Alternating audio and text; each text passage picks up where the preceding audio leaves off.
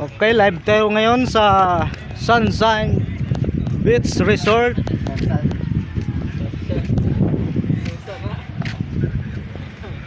Natay pila ka tao dire nga interbyuhon kung unsa ilang ikasulti sa ato ang new place secure. Okay, Brad, unsa imo ika-istorya sa Goods kay dire. beach nga atong giadtuan? Goods. So may lain. Direct na boss. Muduol tag laing kuan? Client. Brad, unsa may ika-istorya nimo sa beach karon? Goods kayo. Super nice, mura pa. Mura ba?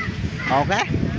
Dagan kayong salamat sa atong live date sa Sunshine Beach Resort.